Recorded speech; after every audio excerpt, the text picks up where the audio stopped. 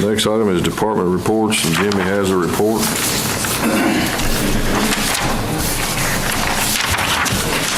First thing is about the dead animals. We kind of had a talk about earlier. I'd like to change that. The way it is now is $20 for the first one, $10 for each other one, as long as it's over 250 pages. If it's under 250 pounds, it's free. I'd like to change that $10 a head. You know, whatever you got is going to be $10. After the first. After the first one. The first one's still $20, and then each individual one is going to be $10 a head. Yeah, I think, and correct me if I'm wrong, the reason you're wanting to do that is that I think what the situation is that we're actually falling short of what our cost is to just to dispose of the animal in Nelson County. We're coming out on the wrong end of that. And this still, I mean, we're not making any money even at that price, but when they stockpile a bunch. Stockpiling and taking more manpower, more trucks to go get them. And yeah, the other thing is too, and you know, of course, got cattle, and I've used it before, and it works great. But is that just hope that all farmers are respectful in the 48-hour window. I think sometimes what happens is that. You know, you got feeder cattle, you got cattle, you know, you might hang on to one and wait a few days or whatever, but if they could... and this might solve some of this. Yeah. You know, I don't know, I hope it does, but, you know, we're going to do something. Well, I make a motion to proceed with it, so. Second. Mr. Bishop? Yes. Mr. Fowler? Yes. Mr. Yoder? Yes. Mr. Quayle? Yes. Mr. Curtin? yes. Unanimous. And another point, they didn't all die the night before, so they'd been No, laid they've around. been dead for a while. Two Friday, we did 28 head on one farm. It took me 2 dump trucks, you know. Yeah. And I'd say they probably all didn't die in a 48-hour period, did they? Yeah. And like I said, it's still a cheap service. Yeah. We don't make any money on it. And I mean, to me, it's worth that to be able to have somebody come and haul the animals off, so. Well, and the other To the landfill and back. 2 hours from.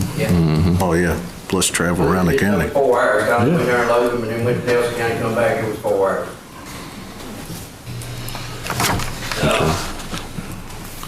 We're going to help the state down on Arthur Manley Road, Arthur Manley and 49 Interest down there. When you own Arthur Manley pulling the 49, you can't see you coming back toward that. And we're going to help the state work down there. I don't know how long it takes, I'll take a week. But Steve Thompson gets ready to go, we'll take the equipment down there and help them get that. Good deal. Gene Hunt Hill, being the judge, Rose looked at it, Craig, it's getting dangerous. It always was dangerous, but it's getting in pretty bad shape. I talked to all the landowners, and everybody has signed off on letting me do what I want to do. I'd like to hire Joe Boone to go down there with his track hoe and try to shave that bank off. There's a curve, if y'all familiar with it, there's a big holler there, and fill all that up.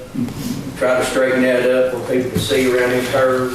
The road's breaking away right there too. There's some pictures there if y'all want to look in your back of your packet there, John. We had to do something years ago.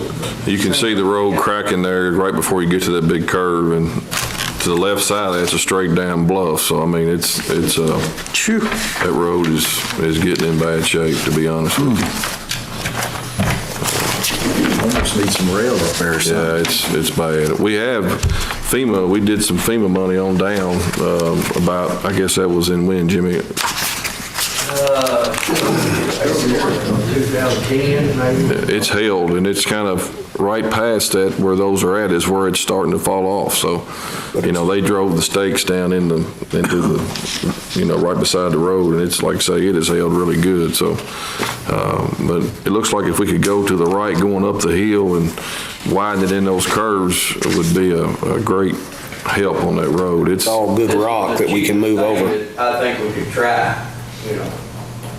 And we'll have, like we'd said earlier, 2 backhoes there to actually move the material as he chips off, so that'll be the fastest way to be able to do it. We don't have to haul any material in that way. Craig, it wasn't too long ago that, you see, we get the part of that road, the sun's got to back up. So one farmer tried to back up, he lost his whole load, his whole tractor, and his load went right over the hill. A whole load of hay went off there. Yeah, it's, That's why we're gonna try to widen some of these curves, and we're gonna widen the road as well, and add this material. It was bad for somebody trying to pass, because the sun's got to back up. You've got two big trucks, sun's going to go over the side. Yep. it's a. That's what we're gonna try to eliminate some of that. Sounds good. I talked to Joe Boone, and he's gonna charge $200 an hour. Like I say, we'll go down and work a couple days and see how it's going. If it's going good, we just keep on, or I let y'all know how it's going.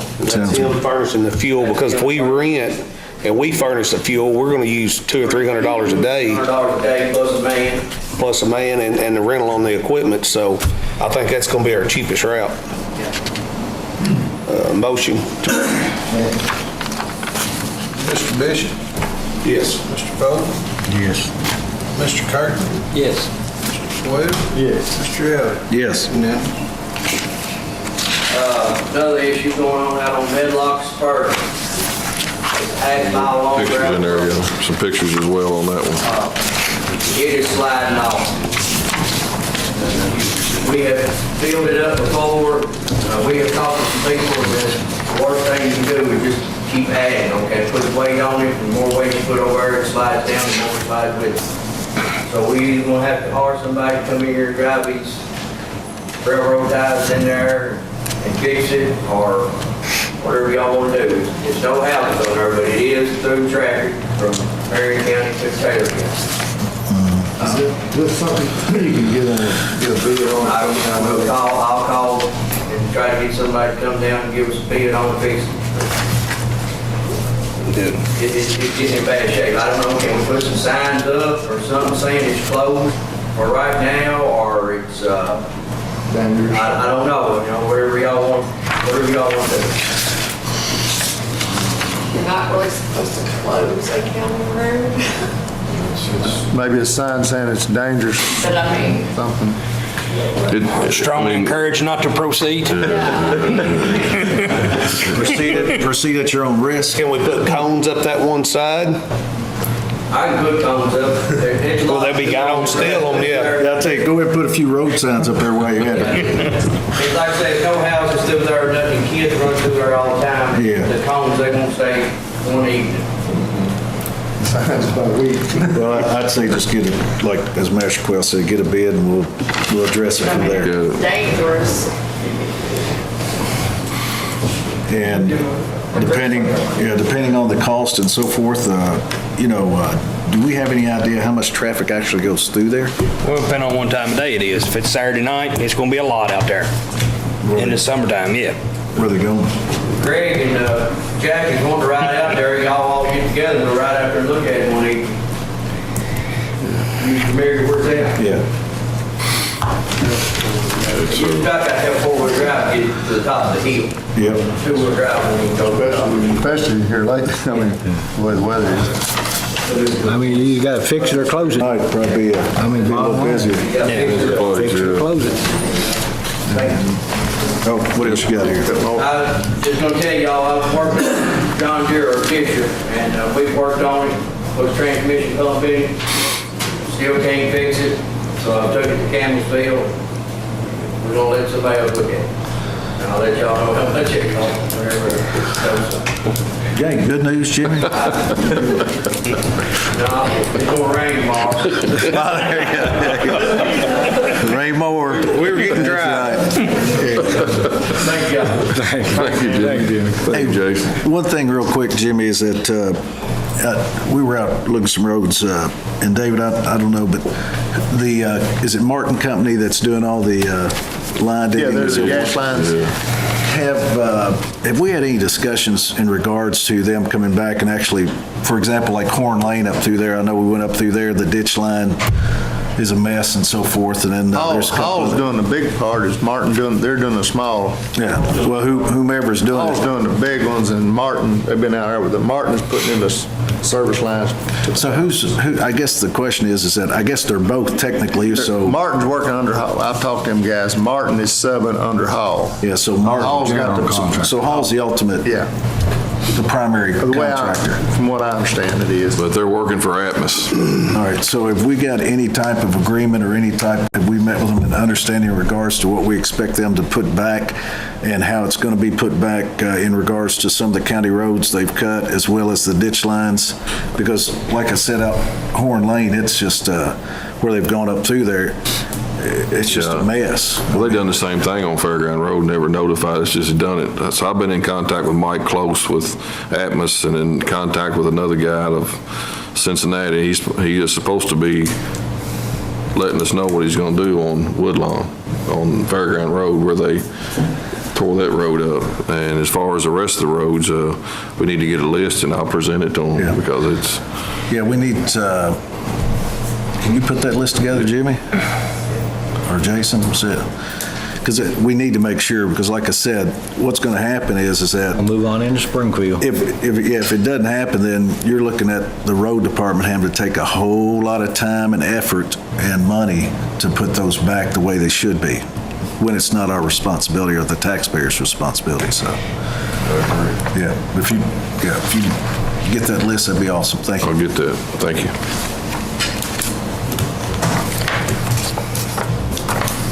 Keith not here tonight. Where are you? Barry. I've got the monthly report for you all. A lot of numbers in there. I mean, really, we've increased some of our data collections and stuff. And one of them, you just think about, some of the things you don't think about what we do is last January we served 24,961 meals is what we ended up serving. Last when? Just past January. 24,000 meals. So when you start looking at, we got a mixture right now that's giving us some issues we're trying to get replaced. But I mean, it's been a fixture there for ever since the jail was built 21 years ago. So it's pretty much done its service.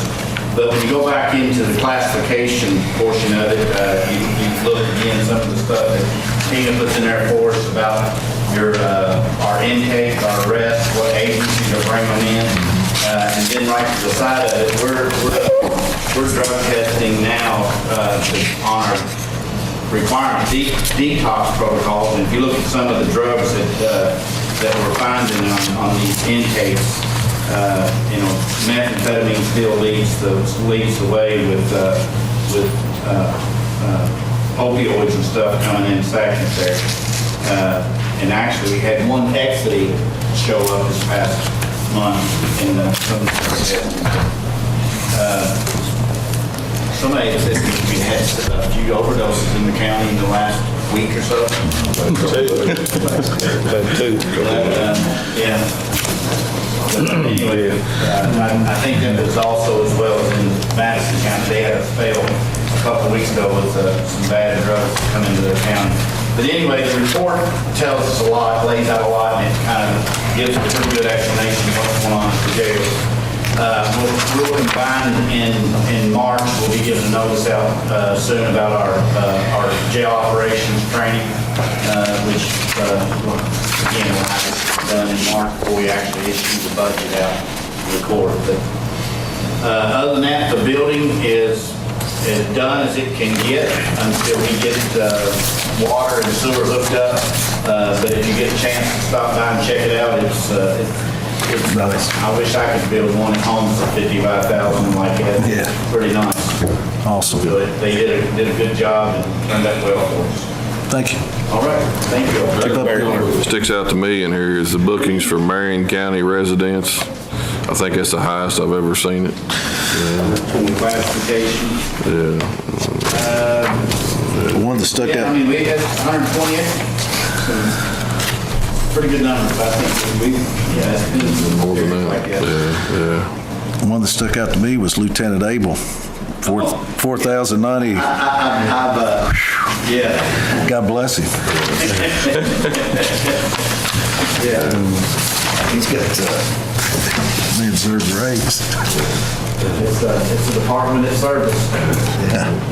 Yeah, you do that. Thank you, Barry. Thanks, Barry. The building looks good, I saw. Currently, we're 369 calls for service for the year. Anything without paperwork, we take the everything trucking station. So all I want to know is for them to say, bring it to us so that we can start using it. That's what you had here last meeting. Get your step put on. Not yet. Good deal. Everything else all right? Good. Thank you, Robert. Thanks, Robert. Laura? I had several things today. I attended a meeting this morning in email, a healthcare emergency planning coalition. And I found out there that recently, I don't know who, someone in the county had requested ham radio operator training. And a gentleman was all set to provide this in the county, but only one person, I guess this one person signed. They haven't needed a minimum of 4. So if anybody knows of anybody that's interested in that, I know Loretta Miller House has purchased equipment and they have trained a couple of their staff. So there might be something that's up there. Also, the health department reported Marion County in our, I believe it's 8-county region, had the highest incidence of hepatitis A. So I thought that was telling. Also, I mentioned a couple of months ago that Red Cross is planning some free smoke alarm installations, training at the elementary schools for fire protection, with the idea that the students will go home and share with their families and develop emergency evacuation plans in their homes. That is still in the works. I have provided contact people at the schools and fire department. So I don't know when that's going to happen, but that is still on the table. I'm going to be training next week to reinstall and state the code red mass notification. So hopefully we can start using that.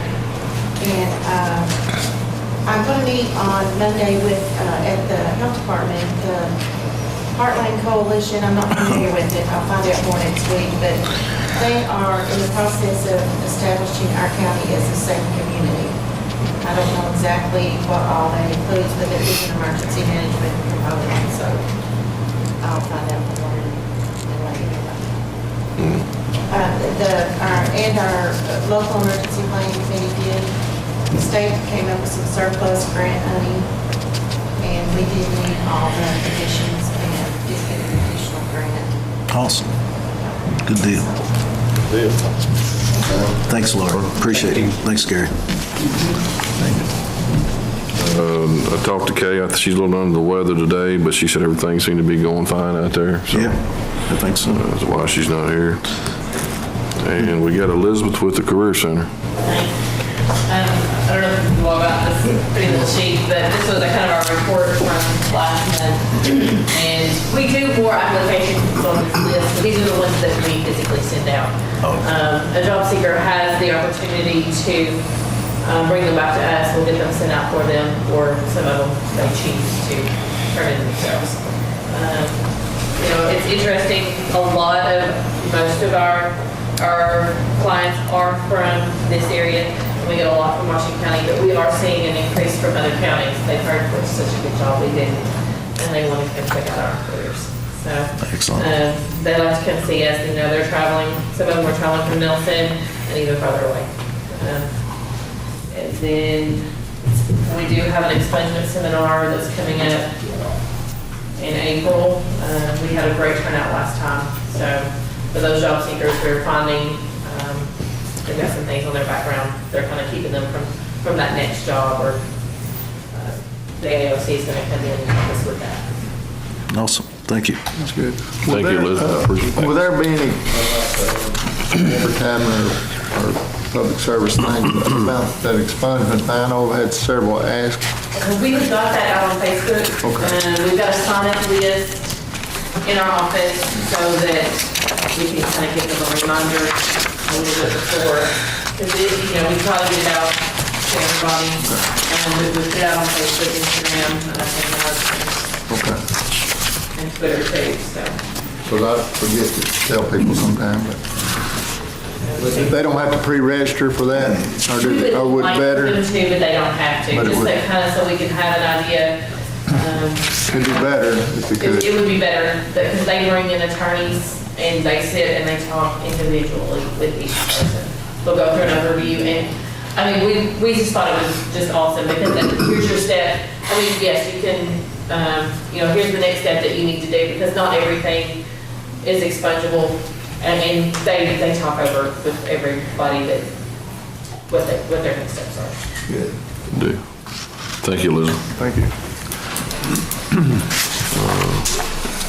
Under old business, new business, anybody got anything? No, sir. Emergency Service Committee meeting on Wednesday, March the 6th, 6 p.m., third floor of this building. What is that, Joe Perry? Wednesday, March the 6th at 6 p.m. 6 and 6. Third floor. Yeah. And also for the FFA, I know your regional competitions will be coming up soon, so y'all need to come in here and practice your parliamentary procedure team.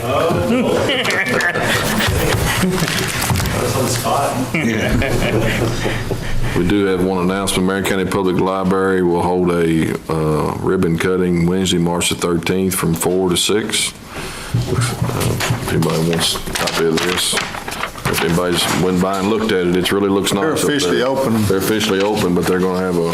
What time's the ribbon cutting? 4 to 6. The ribbon cutting actually starts at 4. Oh, okay. 4 to 4:30 is the ribbon cut, and then they do a reception and tours from 4:30 to 6, so. It's really neat. They got a lot of good new stuff in there. It's, I think it's going to be at the Marion County Library. All right. Does anybody else have anything? Real quick, Judge, we were talking about the dead animal removal, which is a tremendous service that the county provides for the farmers. And just one note, though, is that we're keeping those fees, and we've kept those fees as low as possible, because technically, as you know, you saw the numbers, just to let everybody know that if you compare the operational cost with the revenue, all right, that we receive from the farmers, we're having to offset it about $50,000 a year. So all we ask is that the farmers work with us a little better when it comes to that 48-hour period, okay? So. Yeah, when we had Nation Brothers doing it, I think it was about the same as what we were transferring. Is that correct? Well, first, it started, Nation Brothers was free, actually, Yeah. but it was But paid. we paid it. received, yeah, we received grant funding and so forth. That got cut off, so then they went out of business, basically, or moved. Now, and that's the other thing, as Jimmy can tell you, as you know, we're probably looking at having to buy a truck, another. It's in here, yeah. Yeah, so anyway, if, just the point is that we're all wanting to help, we all try to help, but we just ask for a little help back, that's all we ask, so. Good. And consider the employee that has to pick those cows up after 48 hours in the hot summer. Wintertime's probably not as bad, but. That's true, God dang. Anybody else got anything? Motion to adjourn? Okay. We got an additional bill to Mike Jarbo Plumbing for the jail addition down there. Hook the building up, $6,000. That's the last thing we're waiting on, correct, Barry? It's already in It's in. the money approved, just he's got to pay. He's got a bill. The motion to pay the bills with additions? Yes. Mr. Coyle. Yes. Mr. Kirkland. Yes. Mr. Bowden. Yes. Mr. Bishop. Yes. Unanimous. All right, motion to adjourn. There you go. Thanks, sir. Yeah, that is a hard company. I need to get on there. I didn't hear it, that's why I said she went to the library. I didn't know.